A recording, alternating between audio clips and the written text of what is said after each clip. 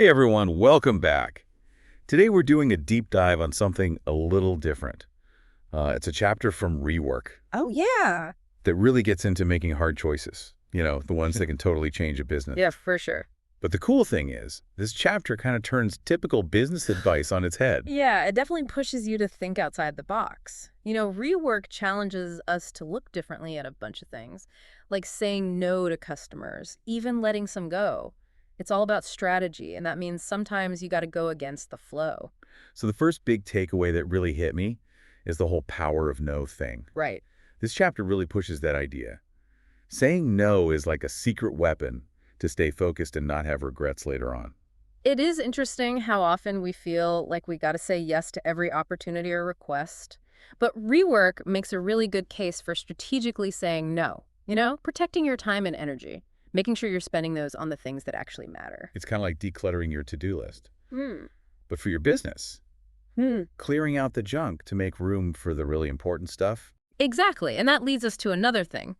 The myth of the customer is always right. Of course, we want to keep our customers happy, but rework makes you question if we should bend over backwards for every single request. It's like that analogy in the chapter about the chef and the lasagna. If someone walks in and wants bananas in their lasagna, the chef has every right to say, sorry, but that's not how we make lasagna. Exactly. And this idea actually applies to real businesses. Like, take ING Bank, for instance. They've decided to have fewer products, focusing on a streamlined, easy to understand set of services. Interesting. So even though it might mean saying no to some potential customers who want more specialized stuff, Huh? ING is going for the simplified route, and it seems to be working for them. It is. It shows that saying no to some things can actually let you give a bigger yes to what really matters. Which brings us to another idea from Rework, that is, letting customers outgrow you. Okay, I admit this one confused me at first. Yeah. Isn't the goal to keep customers as long as possible? How can letting them go ever be a good thing? It sounds crazy at first, right? But the idea is if you only focus on your current customers, you might actually stop your growth and stifle innovation. Like you get so comfy with how things are that you miss chances to reach new people and grow bigger. It's kind of like that saying, if you're not moving forward, you're falling behind. Exactly. And Rework has this story about a company that did just that. They focused so much on keeping one big client happy, always changing their product for them. They forgot about their other customers. In the end, they lost both the big client and their regular market share.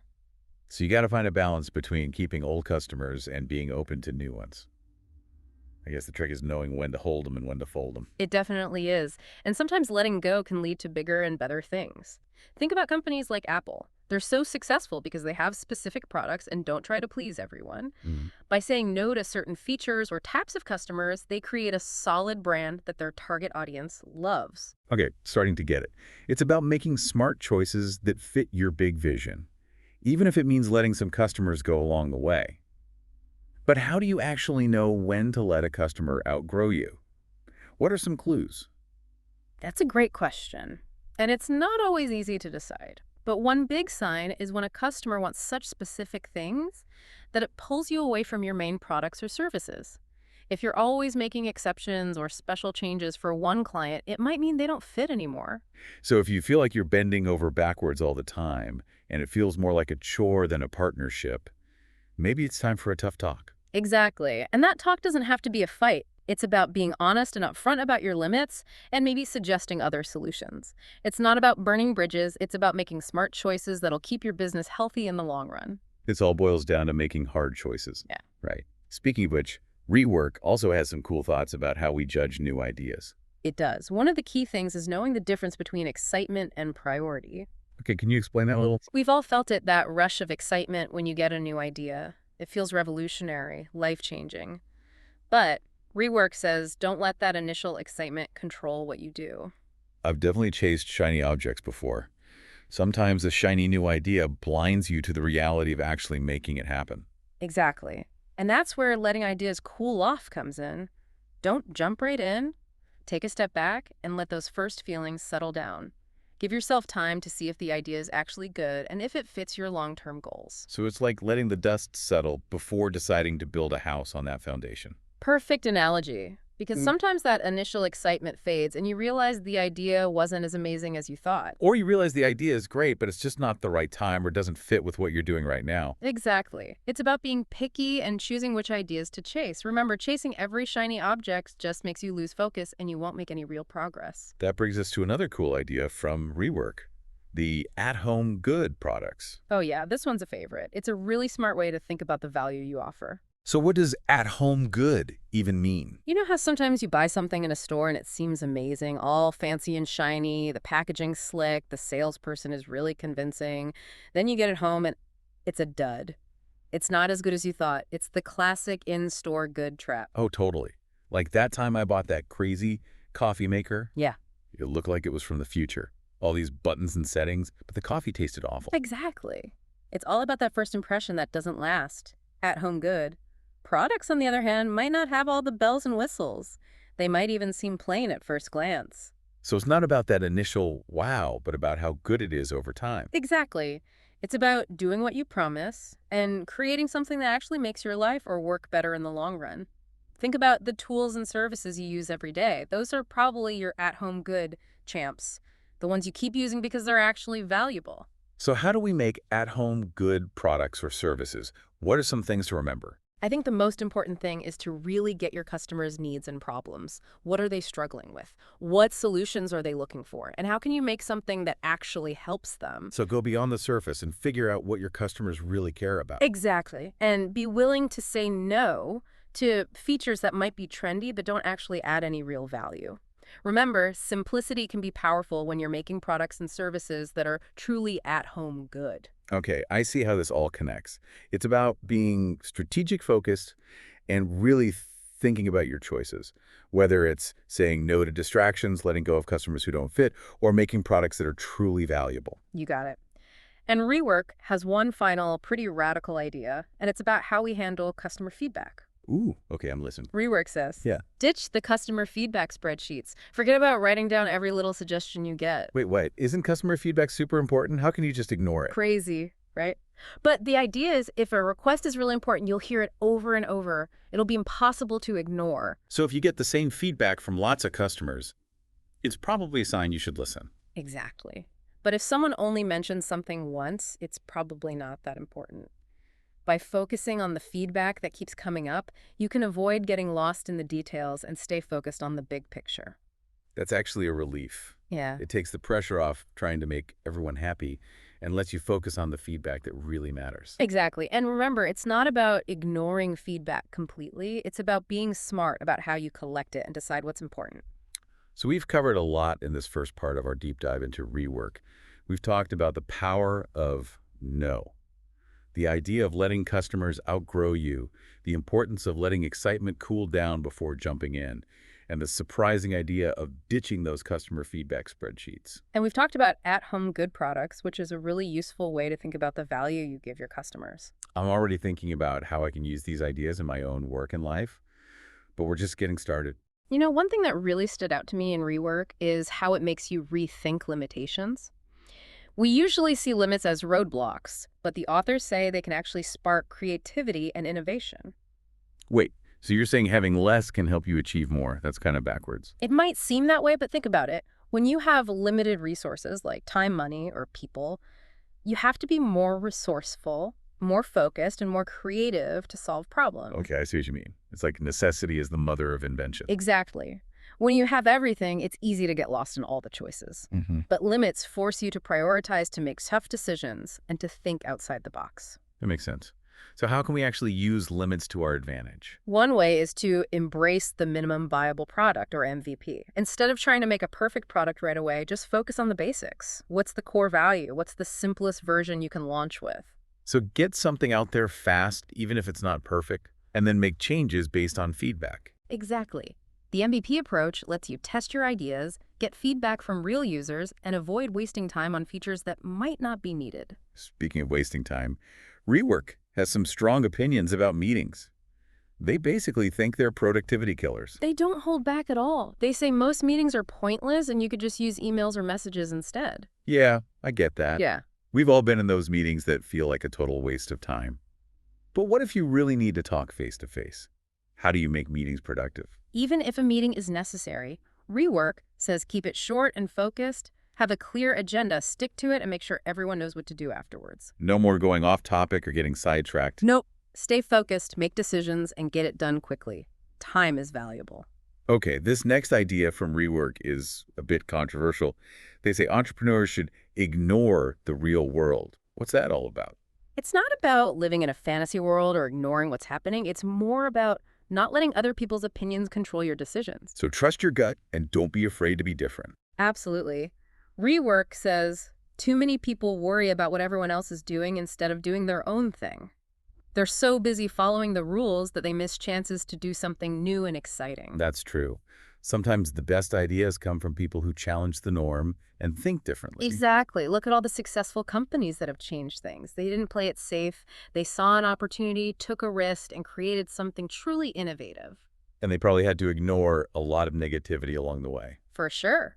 Rework wants us to have that same spirit, whether we're starting a business, doing a creative project, or just trying to find a better way to do things. It's about being bold, being different, and not being afraid to break the rules. Exactly. And that leads us to another key theme from Rework, building a culture of shipping. Okay, what does that mean? It's about making a work environment where people are encouraged to get things done, to launch products, to finish projects, to always be moving forward. It's about action, not just endless planning. So it's like that done is better than perfect idea. Exactly. Perfectionism can stop you from actually doing things and sharing your work. Rework says to get things out there fast and learn from the feedback. That's so important, especially nowadays when everything moves so fast. Sometimes it's better to be quick and adaptable than to try to get everything perfect on the first try. Absolutely. That's the beauty of reworking. It's all about constantly evolving and improving. It's about being flexible, responsive, and willing to change direction when you need to. I can see how that's important in today's business world where things are always changing. Definitely. Now, another topic Rework tackles is working less. It might seem weird, especially since everyone talks about hustling all the time, but the authors make a strong case for rest and recharging. We all know that feeling of burnout. When you're overworked, it's hard to be creative, productive, or even make good decisions. Exactly. Rework says that pushing yourself too hard actually hurts your creativity, your decision-making, and the overall quality of your work. So it's about finding a balance between getting things done and taking care of yourself. Absolutely. Rework says to set clear boundaries, take breaks, and make time for rest and recovery. Because when you're well rested, you can bring your best to your work, right? Precisely. And that's good for you and good for business. When employees are happy, healthy, and balanced, they're more engaged, more creative, and more productive overall. Okay, I'm convinced. So we've covered a lot in this second part, from the power of limits to the importance of shipping, and even the idea of working less. We've also talked about challenging the norm, having an entrepreneurial mindset, and building a work culture that values both productivity and well-being. It's a lot to think about, but I'm feeling inspired to start reworking things in my own life and work. How about you? What are some key takeaways that have resonated with you? For me, it's about questioning the way things are done. Rework makes you challenge assumptions, try new things, and not be afraid to be different. And to remember that limits can actually be good things. Right. Limits make us more creative, more resourceful, and more innovative. It also reminds you that you don't need huge, complicated plans to make progress. Sometimes the smallest steps can lead to big changes. Definitely. And when you're building a team or a business, Rework says it's important to find people who are passionate, talented, and share your vision. Because the people you work with have a huge impact on your success. They do. And when you're creating a work culture, Rework says to build trust, be transparent, and communicate openly. Because when people feel safe and supported, they're more likely to take risks, be creative, and do their best work. And lastly, remember that taking care of yourself is important. It's not a luxury. It's a necessity. When you prioritize rest, recovery, and well-being, Yeah. you can do your best and make a bigger impact. So keeping all that in mind, let's move on to the last part of our deep dive. We'll look at some real-world examples of how these ideas can be used. Sounds good. I'm ready to see how we can put these ideas into action. All right. Okay, so we've gone through some pretty thought-provoking ideas from Rework, but let's get practical. How can our listeners actually use these ideas in their everyday lives? That's the big question, right? Rework isn't just about theories, it's about actually doing something. And one of the things I really took away is the idea that progress can come from doing less, not just more. So it's not always about doing more, but about doing less. Interesting. Right. What can you cut out, simplify, or streamline in your work or life? We often get so busy adding more tasks, more projects, more commitments that we forget to stop and see what we can let go of. It's like decluttering your house, but for your work and mental energy. Exactly. And this goes back to that power of no we talked about, saying no to distractions, to things you don't need to do, to anything that doesn't fit your priorities. It makes room for what really matters. Okay, I see the connection. So step one is to declutter, to simplify, to make space. What's next? Next, remember, you don't need some big fancy plan to get started. Rework says starting small is powerful. Take that first step, even if it seems tiny. You'll gain momentum as you go. So don't let perfectionism stop you. Just get started, even if it's not perfect, and then make it better as you go. You got it. Perfectionism can really kill creativity. Embrace the good enough idea. Get your work out there and be open to feedback and changes. I think this is a good time to ask our listeners, what's one thing you're working on right now that you could simplify or launch, even if it's not perfect? Maybe a project you've been putting off, a creative idea you're scared to share, or even a small change you want to make in your life. Remember, the point isn't to be perfect, but to make progress. And sometimes the best way to learn and grow is to just do it and see what happens. So we've talked about simplifying, starting small, and not being afraid of imperfection. Anything else from Rework that we can share with our listeners? One last thought that really stuck with me is to make your own path. Rework tells us to question the rules, to question what we believe, and to not be afraid to be different. So don't just follow the crowd, figure out what works for you. Exactly. It's about having that go-getter spirit, that willingness to try things, take risks, and make something truly unique. That's a great way to wrap things up. We've covered a lot today, exploring the main ideas from Rework and talking about how to use them in our lives. It's been a really interesting deep dive, and I hope our listeners feel inspired to rethink how they approach work, creativity, and even life itself. If there's one thing we want you to remember from this episode, it's this. Don't be afraid to question how things are done, to challenge the norm, and to make your own way. Embrace the power of no, the beauty of simplicity, and the freedom of letting go of perfectionism. And remember, the journey matters just as much as the destination. Enjoy the process of experimenting, trying things out, and reworking your way to a more fulfilling and impactful life. That's all for our deep dive into Rework. We hope you found it helpful and inspiring. Until next time, keep learning, keep growing, and keep reworking.